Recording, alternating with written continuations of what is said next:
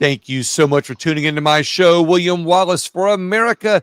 I have an exciting guest today on my show, and I'm grateful that you're spending some time with me on my show, but also with this next guest, Dr. Randy Arrington, who is a retired Navy pilot. I've had him on my show before telling his story. We're going to do a quick catch up for those of you who didn't hear the other interview I did with him before.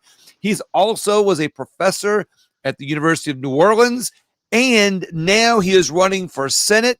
That is the U.S. Senate in Louisiana Senate seat against Bill Cassidy. And he has a book that I think you'll absolutely love after you hear more about what he has to say about his race, his book, his teachings, his past, and about politics in America today. Dr. Randy Arrington, thank you so much for being on with me today. I really appreciate your time. Oh, well, William, it's always good to be a guest on your show because, like I said, I love to hear the real truth and not lying propaganda. And your audience needs to hear the real truth, and that's what you do every show. So thank you for doing that. It. Well, I'm going to share some things on today's show and some commentary as we go through that I think people will go, wait a minute, I thought William was on the right, and he sounded more like a moderate, but I really believe that there's more truth in the middle, not in the middle where people cross the aisle and give up their ideologies, but in the middle where people come together and just talk about common sense ideas that lead to solutions instead of narratives. And might I remind everybody that today's show is brought to you by Patriot Mobile. They put America first, our Constitution first, and our veterans first, and they offer discounts to a lot of people. If you go to patriotmobile.com/WWFA, you get some discounts there. Well, Dr. Arrington, let's talk about your background a little bit before we talk about your candidacy for U.S. Senate and your book. Where were you on 9/11? I know the answer, but let's bring some people up to speed on that. On 9/11, I was actually working for U.S. Customs Air Operations in Belle Chase, Louisiana, and I was in the gymnasium, and because we always have to work out, and all of a sudden, over the intercom, I heard all law enforcement officers to the war room. And so I went to the war room, and we had these big screen TVs, and all the pilots and agents were there, and we saw the first tower that was hit, and it was on fire, and then we actually were there when the second airplane hit the second tower, and then we said to each other, we are at war. We are at war. So we knew, and it's been that way ever since. The Muslims, no offense intended to the regular Muslims, but the radical Muslims are at war with everybody, because they believe Sharia law will actually rule the world one day, and they'll be at the top as the totalitarian dictators. And that's the absolute truth. Like I said earlier, I like to hear the truth. And sometimes when I speak the truth, people come at me and they'll call me a lunatic professor, and I went with that. I'm not a right-wing nut job. I don't hate anybody. I tell the truth. But in a time of mass deception, telling the truth is revolutionary, William. No, absolutely. I agree with you. I have, I've got friends on the far right as well as I have friends on the far left. And, actually just the other day, yesterday, I was telling people I had some friends on the left who really worried about Donald Trump's actions of sending troops into Chicago. And they're saying, oh, he's using martial law. He's, acting like a dictator. And I'll tell you where I agree with them. And while I don't sound like I'm siding with Trump's actions, is that if Obama would have done what Trump is doing, the people on the right would be saying, that Obama was acting like a dictator and that he was sending in martial law and taking over. So it makes me scratch my head a little bit. And I went, I can't say that I agree with Donald Trump, even though I see what he's trying to do. He's trying to make America safer. But the moderate or the middle would be, hey, if he would have extended an olive branch to those, mayors and said, hey, how can we help? But then you suddenly realize that the truth is that there is power for people in office when the cities are crumbling. Because while Democrats stay in power in Democrat cities, there are people on the right that make the owners of the defense companies that make money supplying those cities with, law enforcement backup stuff, equipment, everything. So, like you said, when we talk about middle and truth, we solve problems, I think. I don't want to go on too long because I want to focus on your thoughts on that. Well, let me give you a little political philosophy that I teach my students. By the way, I taught at Tulane, LSU, UNO, UCLA, my alumni university. So did 6 different universities as a visiting professor. But Aristotle, the philosopher, taught us that a medical doctor gets paid to cure illnesses. Politicians get paid to perpetuate illnesses. That's how they make money. That's how they get elected. There's a problem over here. They don't want to solve it. They want to get reelected because I'm going to solve it. Then they never do. And Trump, I don't agree. Everybody accuses me of being a Trumper, and I'm like you, just what you just said. I don't agree with the way Trump does things, everything he does or says, or the rude manner in which he does it. But that's him. But you can't. It doesn't mean we don't support his policies. But go ahead. Right. You can't argue rationally against the positive results of his public policies. They're good for individual Americans. They're good for America in general. And on a larger scale, they're good for the global community. And that's what you can't argue against. If I was his advisor, I would maybe think about, say, tone it down a little bit. Don't be as rude to some of the girls, calling them fat, whatever. But that's who he is. Again, he has great success in the positive results of his public policies, and you said that earlier. Another thing you said was in the middle. I had a friend of mine who was a lawyer. He said, Randy, when I do these cases for divorce, I find out the truth. The real truth is always somewhere in the middle. And that's what you just said. Politically, the real truth is somewhere in the middle. And yeah, I'm tired of us getting divided up on the far right and the far left. Look, I'm Republican. I supported Trump in the first, in all of his elections. I'm not saying I don't support, his policies now or even him. I got to support his way because I know I know that overall he intends to do the best, for everyone. But there again, I think that there's some other ideas that could bring more people together, and we're going to need that in more in the future. And I think, if I'm not mistaken, is that what you're trying to do by running for Senate, U.S. Senate? Let's combine your Senate race with some of your qualifications, along with some of the things that you talk about on your show, and then we're going to go into your book a little bit more too. But let's go there for your Senate race. Okay. Well, I was a Navy attack pilot for 21 years. And I did that both as an active duty officer and a reserve officer. The majority of my time as a reserve was spent in South Louisiana flying attack jets out of NAS Belle Chase, NAS New Orleans. And so I did that for 21 years. While I was a reserve, I was flying as an interdiction pilot for U.S. Customs and Air Operations down there in Belle Chase. Now it's called Homeland Security, CBP Homeland Security. And I was fortunate enough to get promoted and moved out to San Diego, California as their deputy director. And that's where I ended up and retired out of San Diego as the deputy director. So I was fortunate enough to be able to attend lots of high-level meetings. As Dr. Randy Arrington, they thought I was important enough to invite me to high-level meetings. And I've seen some of these people, these suits, and I had to wear a suit too, but I think a lot of them are just as phony as you can get, William, and they perpetuate the problems. They don't solve the problems. Donald Trump, and again, they call me a Trumper. I don't agree with everything he does, but he does solve problems, and he does, like you and me, he loves the United States of America. I would start every class, no matter which university I was at, I would turn to my students, and I would say to them, I love the United States of America. I want you to love the United States of America too. They don't hear that today because a lot of professors are Marxists. And I used to hear them talk in the faculty lounges about the benefits and the wonderfulness of Marxism.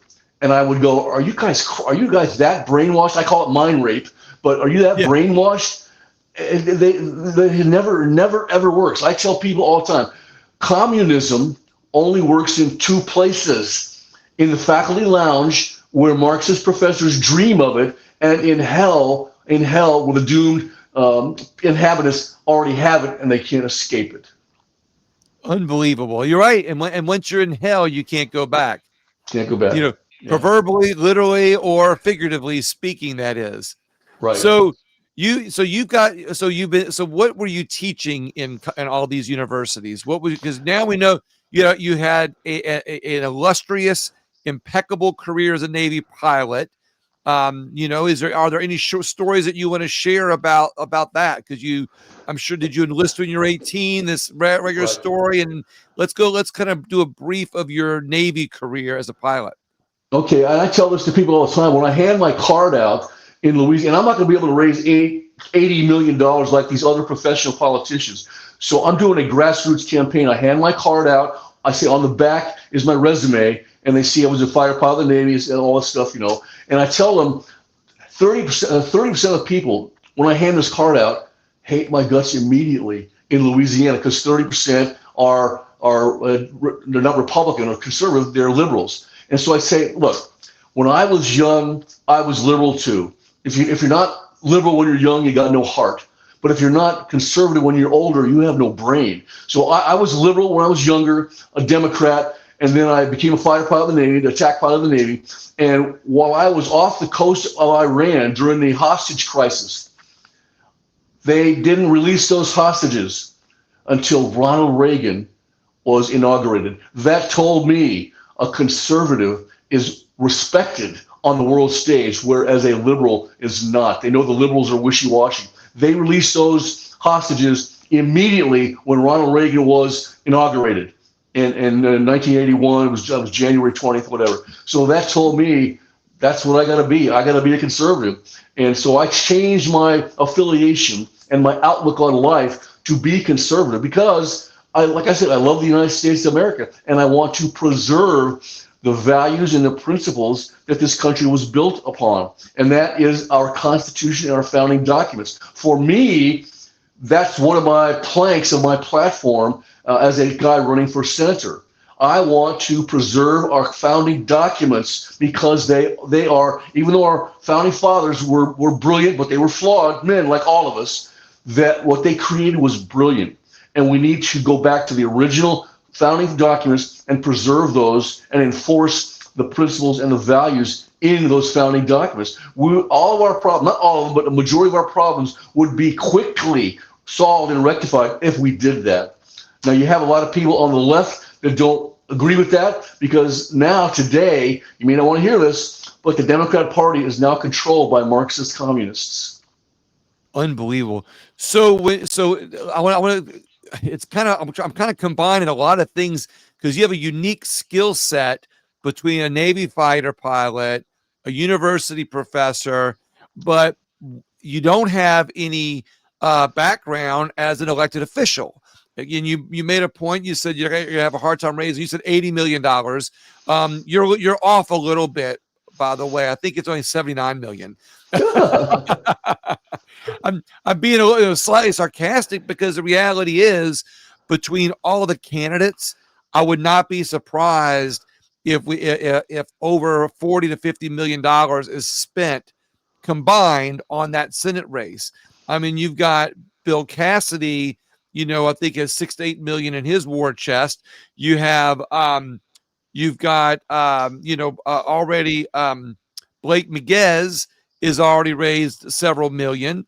You've got Eric Scametta is raising money and has probably spent a lot of money. And of course, I'm exaggerating a little bit, but it might be $20-30 million that's spent on this race in reality, on that. And you're coming from the outside. It's funny, you're coming from the outside, but then being a Navy pilot kind of puts you on the inside of the bureaucratic system or on the government side. So what made you run for office, and what do you think, what hurdles do you think that you're going to be able to get over not coming from a political background? I know a lot about politics and governing, but again, as a candidate, and I'm not a politician, I'm a public servant. I have been my whole adult life. I want to continue my public service, and I want to be a part of the solution to solve these problems that are plaguing the United States of America. I think this is what my thoughts on this are. We don't need, and Louisiana doesn't need any more professional politicians who have been tainted by big time politics. We need a highly qualified outsider to go in there and help Louisiana become great again. And I think we can. It's starting to look that way, but there's a lot of things that are happening in Louisiana that need to be solved. And I have people all the time reach out to me and say, well, Randy, what do you think about duck hunting in Louisiana or crawfish regulations? I say, I know nothing about that. What I would do is I would reach out to the experts. I would listen to their arguments on all sides of the issues and then make a rational decision based on that. And that's what you want in a representative or a senator, to reach out to the people and find out what they're thinking and get the experts to give you their opinions, and then you get to make the decision as their chosen representative. And I had a guy, this is about 6 months ago, reach out to me. He touts himself as the Republican kingmaker in Louisiana politics. And he reached out to me and he said, who do you think you are? You are nobody. How dare you run for United States Senator? And I thought, you know what? Can I ask who that was? It was the guy that runs the blog, the Hayride. Okay. Yeah, and so I thought that's perfect. I will use my relative anonymity to get elected. And then when I get elected, the so-called experts will be scratching their heads saying, how did this happen? How did this guy get elected?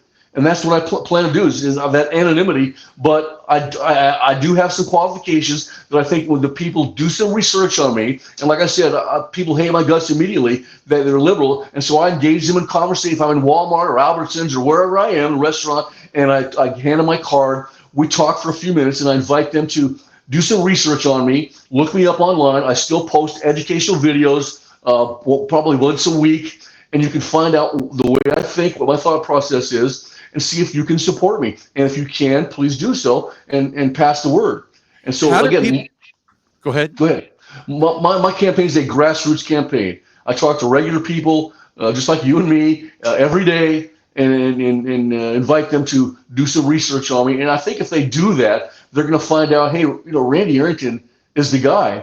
And I had a guy that was really, really ugly to me, I don't know, 3-4 months ago. And so I engaged him as a fighter pilot or attack pilot. I want to aggressively fight back when people attack me, call me a Nazi, a fascist, whatever. But as a candidate, I'm thinking that's not the way to go. Use a little tact and diplomacy, which I do. And I had this one guy that was so ugly to me. I was very diplomatic with him. We discussed issues and things, and I invited him to do some research on me. And after about 20 minutes of engaging with this guy, he said, Randy, I'm going to vote for you. In fact, I'm going to go out and knock on doors for you.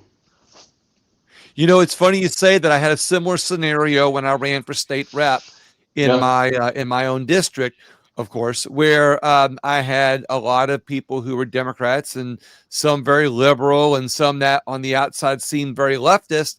And, you know, when I first met them and knocked on their door and they knew that I was a Republican candidate, the first reaction was an instant attack. You know, that I was one of those, right wing, whatever people.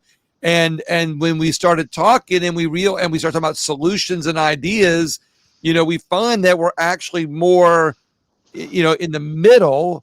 I found, they found that they're more moderate. I found that I'm more moderate than we realize. And it's not, and when you put aside politics or right or left or Republican, Democrat, conservative, liberal, we put those things aside, those labels aside, and you just talk about solutions and ideas, you realize how much we have in common with everybody else. And when you know that person, you end up having a respect for their choices. Are they living a transgender lifestyle? So what? I don't have to agree with it to say that's your freedom. I don't have to, I'm not, giving up my faith or my Christianity beliefs by saying that, okay, I might not agree with that, but I accept you as a person. And when we accept people as a person on where they are, which sounds like what you're doing on your candidate trail, that we find that we bring people together on the solutions instead of allowing ourselves to be divided up by a far right and a far left who are profiting off of our division. Is that kind of what your thinking is? Exactly. And like I said, if I don't know anything about a subject, which I don't know a lot of things, I'll reach out to the experts that do know and get their opinions and then make a voting decision on the Senate floor based on that. And so again, I want people to love the United States of America. But what they hear nowadays, and I mentioned this when I gave a speech at your CPAC last, I think it was November, whatever it was, and I said, you don't hear that. The students today on campus don't hear that. They hear hate, hate, hate, Right. because a whole bunch of these professors are Marxists, and they're trained, they're mind raped to hate capitalism, hate the United States of America, because that's the number one nemesis of Marxist theory. And I wrote a doctoral dissertation on Marxist theory that showed how it was so flawed it can never work. It'll work for a little while. You know how it works? They kill, they murder millions of people to get them to work and on the floor of the factory to produce things. Otherwise, you don't have to work. In socialism, you don't have to work. Well, I think a lot of people are getting to know a little bit more about your sentiment or your core beliefs or where you're coming from. So I'm going to ask you some specific questions here in just a second, and we're going to keep it kind of, I'll say short, because I want people to really get a chance to know what you would do as a U.S. Senator. And I'll preempt that by saying, as a reflection of what you said a minute ago, where you said people are coming up to you, what would you do about crawfish, or what would you do about fishing rights, or whatever. People always also don't realize that there's a difference between U.S. Senator and a Louisiana politician. I mean, the Louisiana senators and the Louisiana representatives are the ones who make those decisions.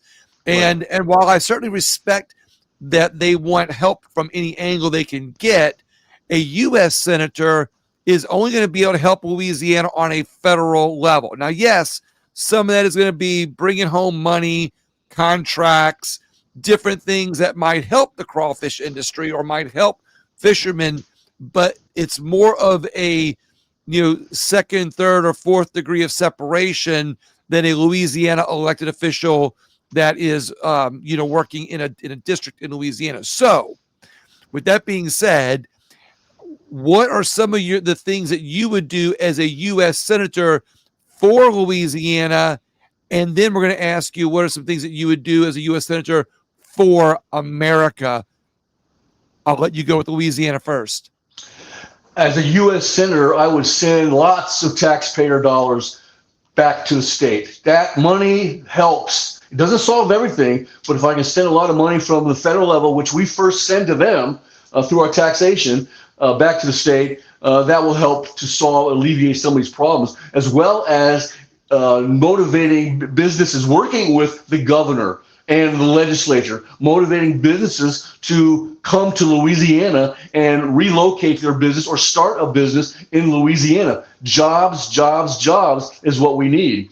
And we also need something that we have to look at right now in Louisiana is our education. It's starting to move up, but we got places like UNO that they're talking about closing down the University of New Orleans. I can't allow that to happen. So they asked me to do some speeches about that and what would you do to solve that? Well, they got to cut back on the expenses they have. They need to align with LSU, which has now happened. And so we need to. Katrina harmed the people that would go to the University of New Orleans, and their student body was greatly diminished. But there are lots of things in Louisiana that make us so unique from any other state in the union. And again, taxpayer dollars coming from the federal level and arranging contracts, working through the governor and the state legislature to bring businesses here, which brings jobs and money. That's what a United States senator can do.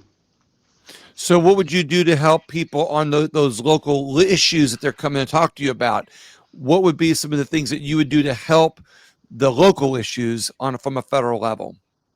Again, I know you mentioned taxes. And money. Sometimes I re-ask almost sounds like a same question. This is a secret for you and for my listeners. Sometimes I ask a question that's either the same or very parallel to what I've already asked you. But sometimes you ask a different question a few minutes later, you get a different answer. And so because I didn't hear any of the specific issues mentioned, I'm going to ask you again, what are some of the things that you would do as a U.S. Senator to connect to those local issues besides bringing back tax dollars? Well, I don't think Bill Cassidy comes back to the state very often, but as a United States Senator for Louisiana, and he doesn't answer his phone very often, I will make sure I answer the phone, talk to my constituents, find out what is the problem that they won't solve, and come back to Louisiana, the entire state, and talk with the people and find out what their issues are and then help to solve that. And again, as a United States Senator, you'd have to work with the governor, that's Landry right now, and with the state legislatures and work with them, find out what they need, and what they mostly need is money. But that's what I would do, is just come back and listen to the people. What are your problems? And say, how can I help you solve them? I have a good idea how to do some of these things, but I don't know about duck hunting.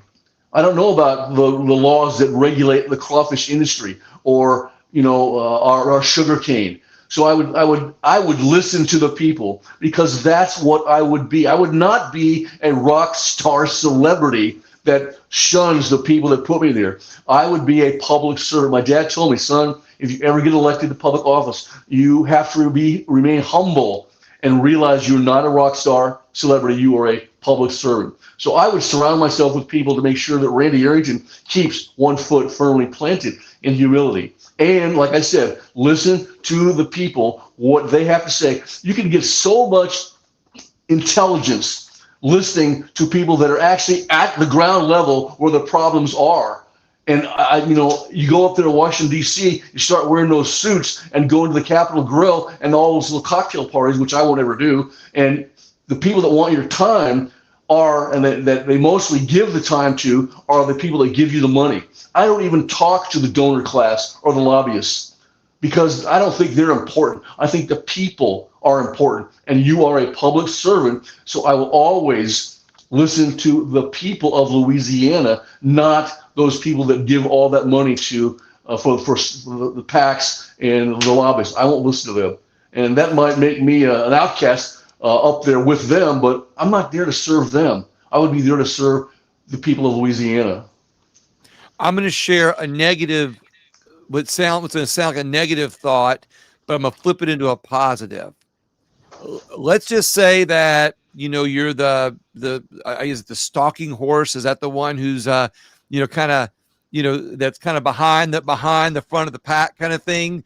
Let's say that you're one of the 1%ers, one of the less than 5%ers as a candidate. You got a phone call. Who are you? You're a nobody kind of thing, and you're one of the the others that ran. Let's just be negative for a second.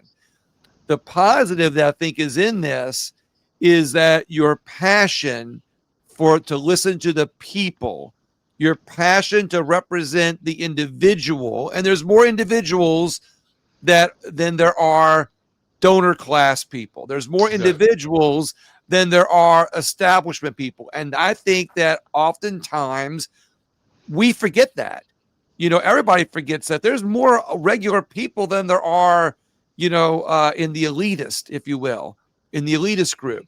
And what I think the positive is out of this scenario is that you are making an example of listening to people, and you are making an example of, what it should be to not only listen to people, but to connect government in respect of the people to our Constitution, in respect to their rights, in such a way that maybe other elected officials that are in the same race or in other races see your numbers go up wherever they go up to, and they go, wow, listening to the people and respectful of old school politics, Constitution makes a difference to people now and connects differently.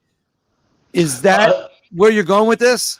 Yeah, again, I'll go back to political philosophy. People like Plato and Aristotle always said the reservoir of power, political power, is the people. But you have to access them. You have to give them the opportunity to wield that power through you as their representative. So you said there are more regular people than there are people that are giving money, the donor class, the lobbyists on K Street in Washington. So again, I would be humble. I think I am a humble man, even though I've been lucky and had some success in life. But humility is a great trait to have. And if I can go back to the people and get them to help me help them, I think I'd be a great success as a senator. And so that's what I intend to do. Again, I have people all the time say, Randy, I call Bill Cassidy's office all the time. He doesn't answer. That's the wrong thing to do. He now has assumed this cerebral orbit that he's a big time celebrity. I disagree, and I would tell him to his face. You are not a celebrity. You are a public servant, and you've forgotten that. And you mentioned that earlier. He's forgotten that he's a public servant. Again, if I can access the reservoir of true power, which is the people, I'll be a success. I want to bring up something that I'm glad that you haven't brought up, and I only want to bring it up for a second. It could be a reflection of what we talked about earlier in the show. I'm going to build that bridge back, where most Republicans can only say they're mad at Cassidy because of his vote against Trump, because of his vote to impeach Trump. That's the only thing that people can really point to as a reason for not liking Cassidy, and which I think is a weak attack. And I'm going to say it this way, not to go against my friends that are against Cassidy. I'm not going against them at all on this, because I think that the vote against Trump was weak. But I'm not going to attack Cassidy if that's the only thing to attack him for. Not because I agree, with him on that, because I disagree with that vote, because I think it was the wrong thing to do after he was out of office. Was another story for another day. But because I think it's a weak attack, an elected official should not be held accountable for, necessarily one action that is not reflective of his voting. Because when you look at Cassidy's voting record, he really votes with Trump most of the time. Again, I'm not giving him the benefit of the doubt. I'm not supporting him. I'm not saying pro Cassidy. But what I am saying is there's got to be other things that you think make Cassidy a weak candidate and you a better candidate for the people. Can you point to any of those things right now, or relating those things? Yeah, he voted to affirm Merrick Garland, the absolute worst attorney general in the history of the United States. He consistently votes to send our taxpayer dollars to the war in Ukraine. And you know what? The war in Ukraine is one of the biggest money laundering operations in the history of the world. He sends money to them. He votes yes all the time. And that money then comes back to the politicians and goes into their re-election coffers. It's a money laundering operation. So that, to me right there, that's corrupt. And I think he has been corrupted in that manner. And when they get up there, and again, when they go to the Capitol Grill and they're called senator or representative, they like that. They love to be called that and to get asked to go on TV shows and mug for the camera and go to the cocktail parties. That's not going to be me. I will be a humble public servant. And Louisiana will know they can always get in touch with me and give me their thoughts on issues that are they're confronting back in the Pelican State. I will never abandon the people in the Pelican State. So there's two things right there: money all the time to Ukraine, money laundering operation, and Merrick Garland, the worst attorney general we've ever had. What are your three big issues that you would like to attack, or I say attack, or work on as a U.S. senator that is going to help our federal government and retain freedoms for people? Shrinking government, or what are some of your three biggest issues that you want to work on as a U.S. senator? I'll let you answer. I mentioned earlier, protect and defend our founding documents. I think a lot of our problems will be solved if we just go back to the original Constitution, Declaration of Independence, and enforce those values and principles. I think strengthening our military so that it is returned to be the strongest military in the world. Sealing our border, which Trump has already done, but keeping it sealed. You can't have a nation if you have a border that is not, protected. You got to keep people out that are illegal. You can let people come in legally, but that's the way it should be done.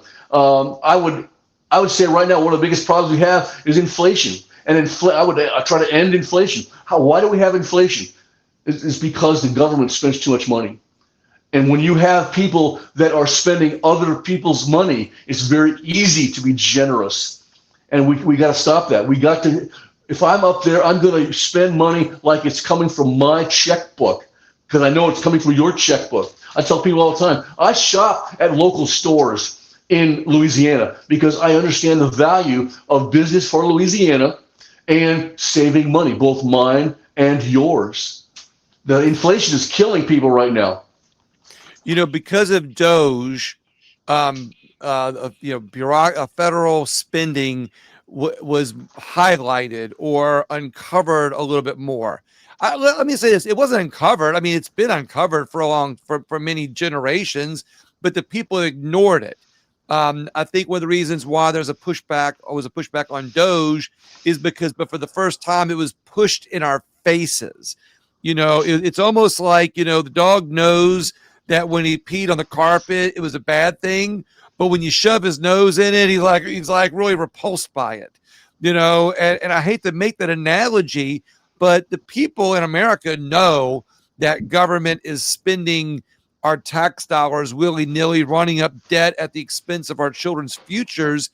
But they were almost willing to accept it because so many people benefit off of government spending. I mean, it's not just people on welfare or Medicaid that are benefiting off of government spending. It's wealthy people, it's bureaucracy, it's people in the system that work for government, it's contractors. Everybody benefits from the government spending. So we've known about it, but for the first time, it gets pushed in our faces. What will you do as a U.S. Senator, to be able to help reduce spending and even shrink the size of government, i.e. bureaucracy?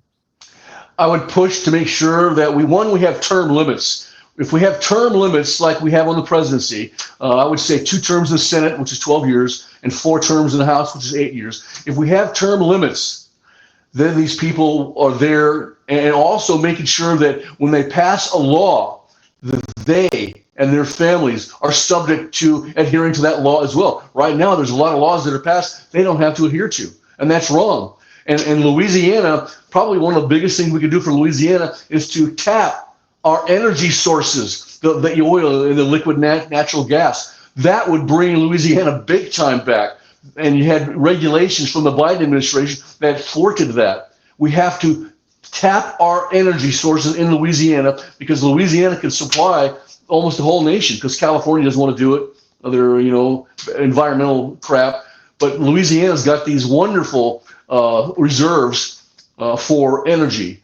And, right now, one of the big pushes is this issue called carbon sequestration. No, that's very bad, very dangerous, because it could trigger seismic activity if you bury it on the ground, and it could leak.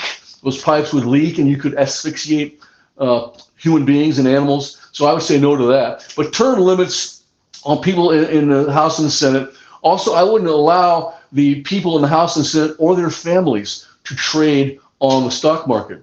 Because how do you go? I just found out today, Omar from Minnesota, she went into the House with $40,000.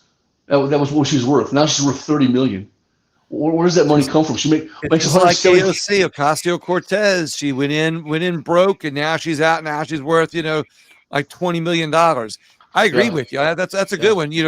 When you take public office, it's almost like when you become a priest. You have to make a vow of celibacy and right. Was it brokenness? Not brokenness, but poverty. Yeah, it's almost not expecting a U.S. senator or congressman to take a vow of poverty, but they should at least take a vow that they cannot trade on they should not trade on the stock exchange, while right. they're in office. That's actually a really good idea there, Dr. Arrington. One of the biggest issues that I get asked all the time is, what are your views on abortion? And that's probably the most divisive issue, separating the right and the left. And I say, well, I was on the fence with that.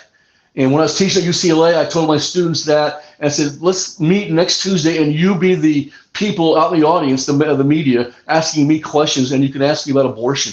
And so I said, well, I think abortion is an issue that should not be adjudicated or regulated by the federal government. That's a state issue. But Right. I've seen partial birth abortion videos, which just completely turned my stomach as a father of 5. And so I say, well, here's the deal. I don't want the government to tell a woman what she can or cannot do with her body. But then again, that child inside of her, which I believe is a child, not a fetus, deserves constitutional protection as well. So I would say that decision has to be made. It's a family decision, has to be made by the family in conjunction with her doctor, not some guy wearing a tie up in Washington, D.C. telling you can or can't do that. So that's a big time issue for the people in the United States that separates the left and the right, abortion. So I would say that I'm probably on the side of no abortion. I don't want people to have abortions, but if you're going to do that, I'm not going to tell you can't. That has to be something that the law is in the state level, and you do that with your family and your physician. Does that make sense? No, it makes perfect sense because because I'm going to share a little bit about some of my thoughts on that too. Because even though this is an interview with you, I like to share things on my podcast, Well, absolutely. that I think people appreciate because I'm looking for solutions. I'm looking for, just common sense answers. And just like when we talked about Trump earlier on going into Chicago, I can agree with him that that we need to send in, troops to these cities to help the city. However, the strong-armed approach, I think, he makes enemies that he can't be as effective as he could if he would say something like, hey, to the mayor, I'm willing to send in troops. Do you want them or not? If you don't want them, what can we do?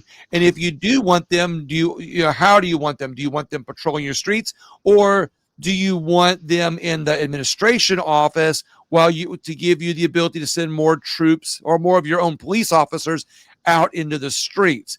If it's done as a collaborative agreement, then what Trump is trying to achieve, safety in your cities and reduce crime, is actually achieved, and you win the hearts and minds of a lot of people on the opposite side of the fence that were against you before. Now we go back to abortion. I'm making a complete circle here for the listeners. It's just like abortion. I'm pro-life. I'm very, very pro-life, but I'm also very pro-freedom. And while I don't agree with the freedom of choice, I also agree that God gave us, free will. Even though he said that murder is wrong, I understand that. I'm simplifying here. We as humans, if we worked together, we might find that allowing that free will to be honored, or that free will here on earth where we live, and that being by choice for women. But if we couple that with the strength of the people on the right to come together and work on solutions like better adoption rules, better care for women, better care for children after women have had babies. And we worked together, the pro-life and the pro-choice group came together, worked on adoption laws and getting better health care for women, worked on prevention, which would mean that there's some of the religious people on the right would have to give up, being against contraception handed out or the teaching of contraception. If people would come together on those issues, we would get a more pro-life society. We would have less abortions, and the goal should be less abortions instead of more laws.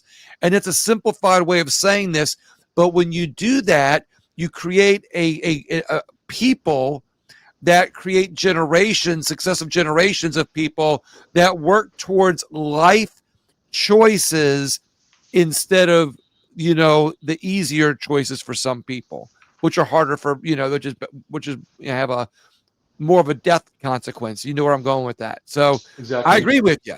I think that we need to put the narratives on both sides aside for a minute to be able to find the things that we can come together on to actually make the ideas turn into solutions. Did I go up a little bit too long about that? What do you think about that, Dr. Arrington? No, I agree with everything you said. And you asked me earlier about what I would do for the people of Louisiana. Well, here's something that I would do. I would introduce legislation in the Senate to provide for large tax cuts for our working people, both in Louisiana and the United States. Because when our people have more money to spend, I believe they're more productive. And by the way, when we do reduce taxes and give them a tax break, the federal government makes more money. And that's always been the case since Exactly. Reagan. So they can do what they want with their money, and that stimulates our economy. And again, the federal government will get even more in taxes back by reducing the taxes on you and me and everybody else out in public. And that's something that we need to do. We need, and Doge has talked about this, we need to stop this crap spending that like the USAID was doing, which was nothing but a slush fund for the Democrat Party. We need to stop that. And I've been in meetings, high-level meetings in Washington, D.C., or I would say to myself, why are we doing this? And they would say, well, we have to lie to the American people to get them to do what we want them to do. And I'd say, no, we need to be honest with the American people, tell them the truth, and they will react the way that they want to react, but that's better for them and better for us. They looked at me like I was crazy, these lawyers. And I'm not a lawyer, a poli-sci professor and fighter pilot in the Navy, but I would always be the guy that they would look at like, this guy's crazy. He's a lunatic. No, I am for the people, not for the government, and you getting money back from this crazy reckless spending that you can get back in a money laundering scheme that you put into your campaign coffers and get reelected. The number one goal, and I used to teach this all the time to my students in the university, the number one goal of the vast majority of elected officials is not good public policy. It is, how do I get reelected? I could care less if the people of Louisiana elect me and then they don't like what I've done. Don't elect me the next time. But if you like what I've done, please choose me and elect me again. And that's the problem. Most of them want to get reelected because they like the environment, the power. And I'm sure you've been to D.C. I've been there many times. It oozes with power, and you're impressed. Is starving government of taxes or tax dollars also starving politicians? I think that's a good analogy. I think yes, but you wouldn't, again, if we cut the taxes, which the big beautiful bill just reinforced the tax cut that Trump put in, I guess 7 years ago, you're going to get more tax dollars sent to the U.S. government. But the problem is they spend it like drunken sailors. There's no consequence for them. They do not have to adhere to the laws they pass. That's wrong. If I pass a law that makes you do or not do something, I should be under that same law. Right now, that's not the case. And I would push for legislation that makes that the case. Term limits, which would reduce their corruption, and you are now subject to the laws you pass. The United States government used to be able to operate and supply services, it's basic services, the military, roads, bridges, infrastructure, before they created an income tax. And the United States survived no debt off of tariffs and other basic functions. So would you be in support of getting rid of federal income tax? I mean, is that possible? Is government too addicted on the people's dollars, or has bureaucracy made too many attachments to the people's tax dollars, to make that something that can't happen? Or is it possible? I would investigate and pursue getting rid of repealing the 16th Amendment and making it so that we don't have to pay income tax. I don't like property tax, and we have to pay that in Louisiana. There's several states that don't do that. So I don't like that. I would want to get rid of the income tax because, as you see with the tariffs, and all the so-called experts on the left were wrong. Trump was correct. The tariffs are generating billions of dollars for this country. And could the federal government operate on that? Absolutely. If you cut the needless spending that they engage in. And again, they do this needless spending because they send money to their people that supply them with money in return, money laundering. And again, they want to get reelected. If we made it so they can't get reelected after the second term in the Senate or the fourth term in the House, I think they would act differently. They would pass different laws. They would be for the people and not for themselves. And I don't want to be for myself. Like my dad told me, son, you're not going to be a rock star celebrity. You're a humble public servant. Remember, keep one foot firmly planted in humility. And that's what I promise I will do. I absolutely love that sentiment, on that. So lower bureaucracy, lower taxes, more connection of the power of the federal government through DC back to the people via you being a U.S. senator is kind of what you're trying to do. Help people feel more connected to their own government because you yourself feel like you're going to be more accessible to people. I may ask you a few more questions on your candidacy in just a minute, but I want to pivot to your book. I noticed that this is a volume number 3 of the same title. So if you want to connect 1, 2, and 3, and to get us to tell us about 3, if they're all similar, please tell us about this series and what this final or this version 3 or volume 3 is about. I've already started writing volume 4. When I was a professor at UCLA, a visiting professor, and I went to school there, graduated there. If a student missed a week's worth of classes or missed a Tuesday class, they could go to the student store and buy my lecture notes for that particular day of class and know exactly what I talked about. It made it very good for the students that missed class. So I thought to myself, that's a unique idea that's never been done before in publishing. I'm going to publish my lecture notes, professor lecture notes, as a book. And I did. And so it's not written paragraph by paragraph like traditional writing. My first book was that way. It's line by line by line. It's the actual notes, lecture notes I had in front of me at the podium when I gave a lecture or when I do an educational video today and I put that out. It's the actual notes that I use to give that lecture. And so people are reaching out to me saying, yeah, I like that because it reads very easy and I know what your thought process is. And again, to go back why I called it lecture notes of a lunatic professor, again, I get called a right-wing nut job, a lunatic, he's crazy all the time. And I thought, perfect, I'll use that to my advantage.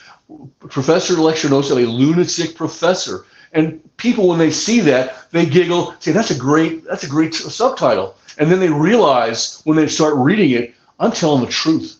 Like you do on your show. I'm speaking the truth and I'm enduring the slings and arrows of the consequences from the left for telling the truth, having the gall, the nerve to tell the truth like you do all the time.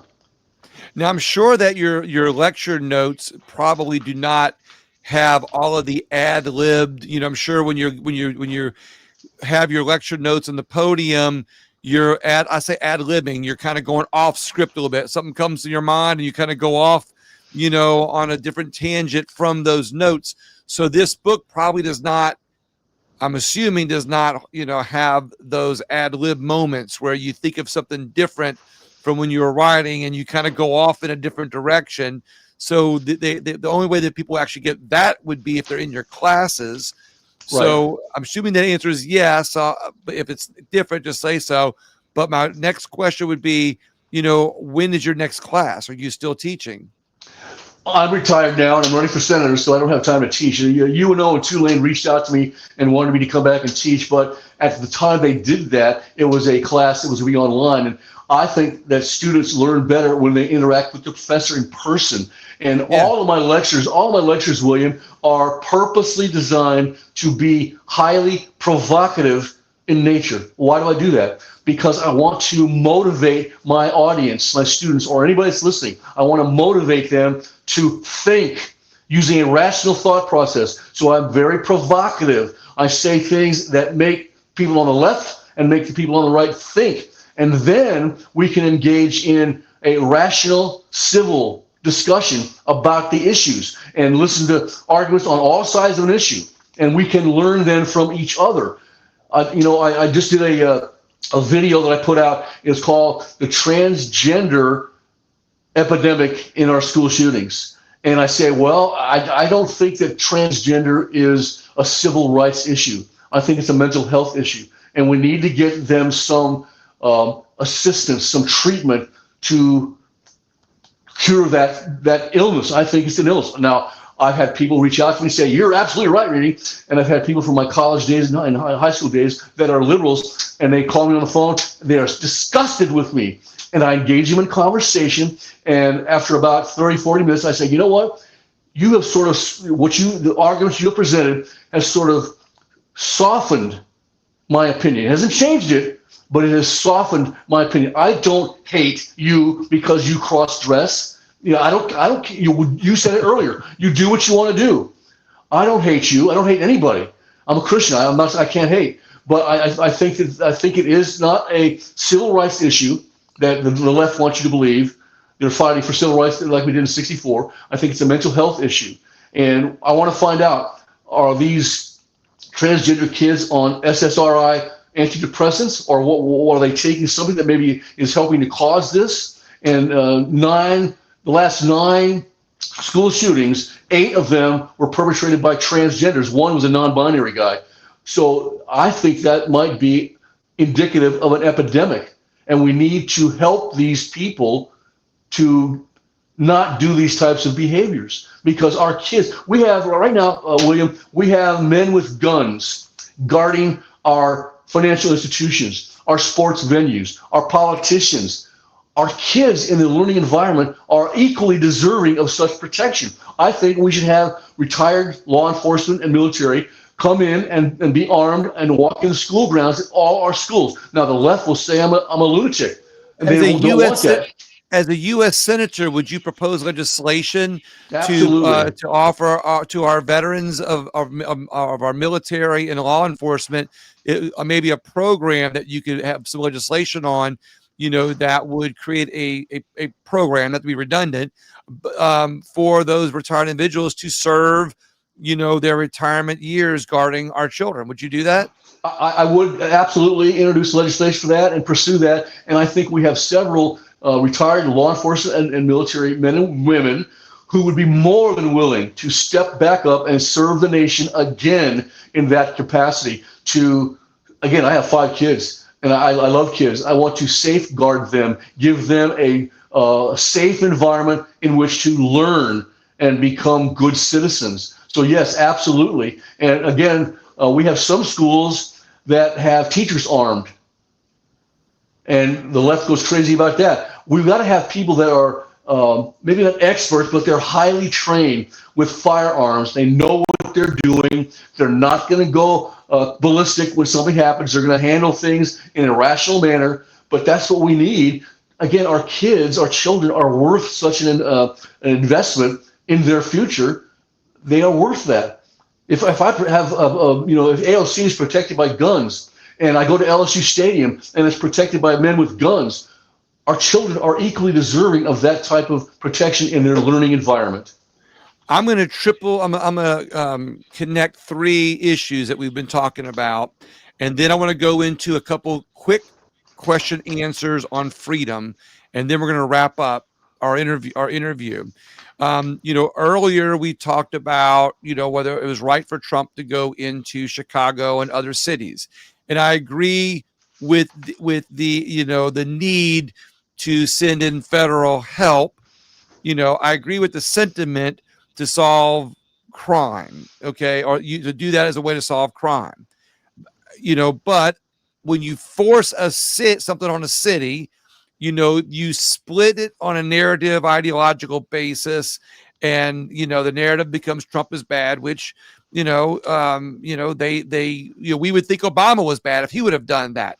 But that being said, when you force something on people or a community, the knee-jerk reaction is to resist and fight it, and you create an argument on 2 sides, which eliminates solutions in some ways. Okay, it worked in D.C. There's track record for it. I don't know that it would. It's yet to be seen what would happen in Chicago. On abortion, the second issue, we've talked about how when people are forced, that you are not allowed to choose to have an abortion. We find that there are women with serious health issues where they have to have an abortion. And it's a small percentage. And then we also find many women, that don't get the proper treatment, or babies that could have been adopted. We find an inefficiency in that area that I think if we brought more people together on solutions, we would promote a more life decisions, keeping it simple.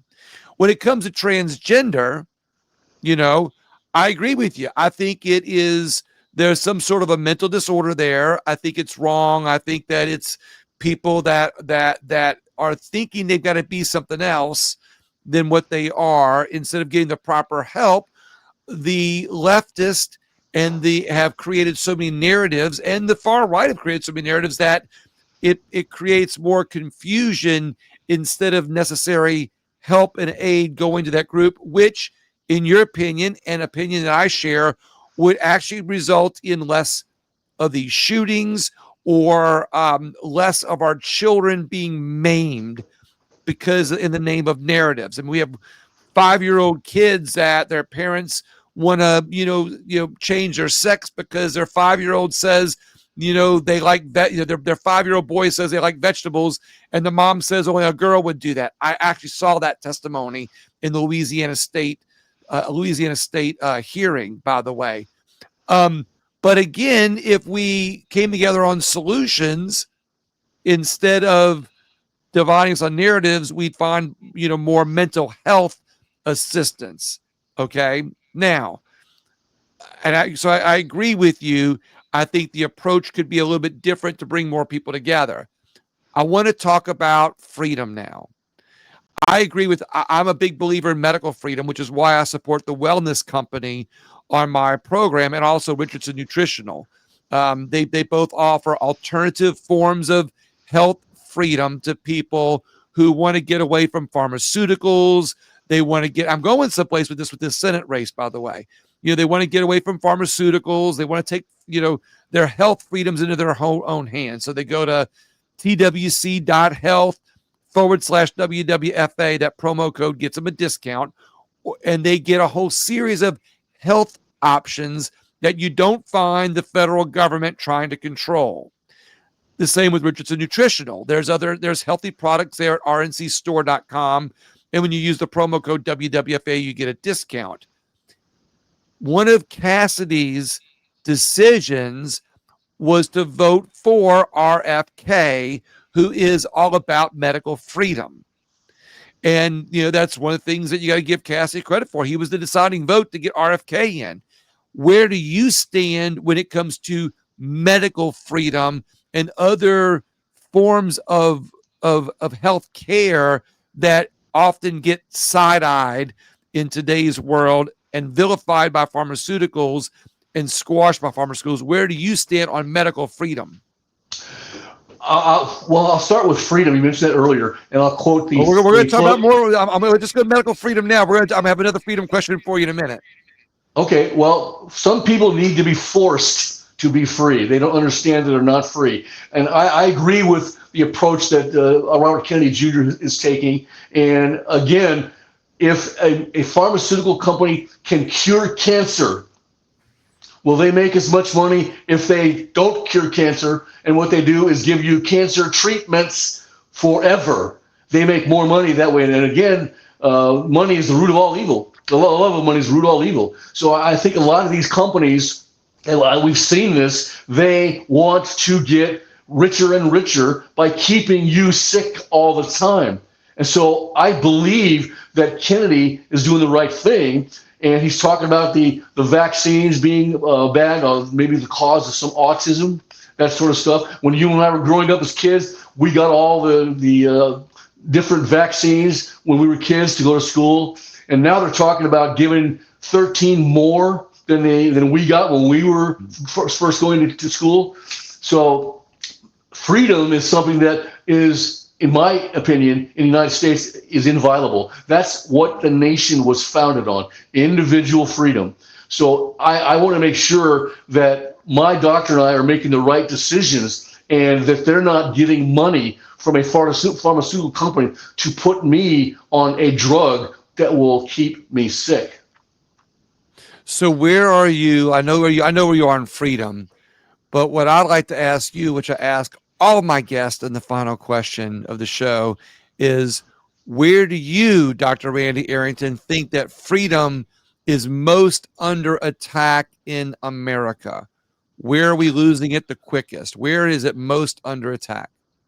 I think freedom to pursue our individual pursuits is under attack. And it's under attack not in just Louisiana, but every state. And I want to make sure that we have the right. We do have the right. It's not given by the people in Washington, D.C. It's a God-given right to pursue freedom as we see fit. Now, again, if you're a Christian, you have certain limitations on that's being imposed on you. You don't have the freedom to murder.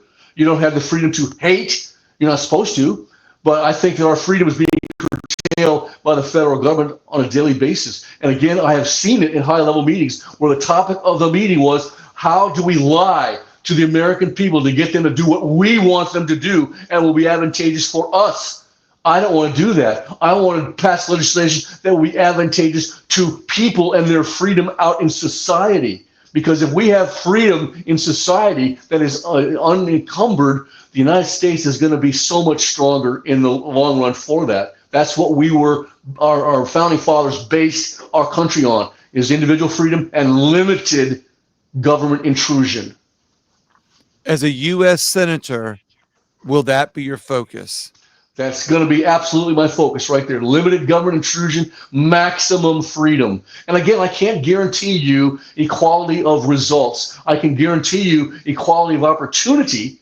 And if you need some assistance to make your life goal achievable and a reality, we can do that. We can get you these. Everybody needs somebody to help them. I didn't get where I am on my own. I had great teachers that I stand on their shoulders now because they taught me certain things. So limited government intrusion, and we want to give them maximum opportunity to exercise their freedom. I love it. Dr. Randy Arrington, we're going to end it there. I think that's a drop the mic moment. And I cannot tell you how much I appreciate your time and your thoughts and your passion for not only just running for a U.S. Senate seat, but your passion for America. And that's just my observation. And I just want to thank you very much. Appreciate your time. Okay, and I hope you invite me back to your CPAC event, and I'll give another lecture there. I had so much fun at that. You're going to be invited. You're going to be invited again. Absolutely. They had a thing called MAGA Fest here in the New Orleans area last year. They're trying to do that again this year. I appreciate your time. And hang on one second, Dr. Arrington, while I sign out for our listeners for today. I want to thank you very much, not only for your time, but I would appreciate if you'd please share this podcast with somebody else. Also, go check out Bond Arms. If you go to bondarms.com, you will find another form of freedom, which I support in our country, which is the Second Amendment, as it is also promoted in the Southern area by the Great Southern Gun Show. Go visit them. And when you look at it, Bond Arms, you can also picture your Bond Arms collection, we'll say, with a sight from XS Sights. You'll remember that I was carjacked last year at gunpoint. Last year, my wife and I were carjacked, and it was at night. And one of the things that I regret is not having night sights on my gun. It might have been able to where I could have landed a shot a little bit easier. So go check out XS Sights, Bond Arms, and thegreatsoutherngunshow.com. And I will see you and talk to you on the next show at William Wallace for America. Find me on X at Wallace for America. Have a great day.